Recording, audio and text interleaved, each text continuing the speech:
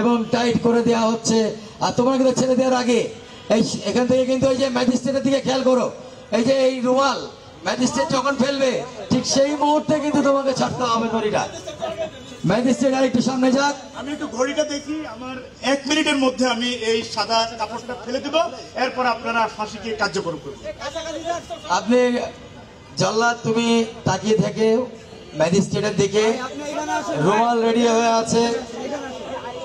সেই রুমাল আমি জানি আমার এই লাইভ মাইভ সবকিছু ইন্ডিয়াতে গিয়ে বহুত গালাগালি হবে, বহুত মানে আমার বাপ মা তুলে বহু বাচ্চা তুলে দেওয়া হবে, কোনো সমস্যা নাই। তোমাদের ভুল ভাঙবে, তোমাদের নেত্রী আর কোনোদিন ফিরবে না, নেত্রী ক্ষমতাতেও ফিরবে না, কিছুতেই ফিরবে না। তোমরা ফিরে আসো, তোমরা বাংলাদেশে ফিরে আসো, তোমরা বাংলাদেশের ভালো মানুষের দিকে ফিরে আসো। রুমাল দেখলেন যে উঠে গেল এবং শেখ হাসিনাকে ছেড়ে দাও। শেখ হাসিনাকে ফাঁসি দেওয়া হলো এবং নড়ানড়ি করছে, ছটফট করছে, শেষ নিঃশ্বাস হয়তো বের হয়ে যাচ্ছে, ছটফট করছে, ছটফট করছে, শেষ নিঃশ্বাসটা বের হয়ে যাচ্ছে মনে হয়।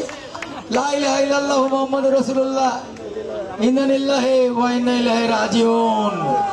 আমরা সবাই ইন্না লিল্লাহি ওয়া ইন্না ইলাইহি রাজিউন পড়ি, কারণ সে চলে গেছে, যে চলে গেছে তার উপরে রাগ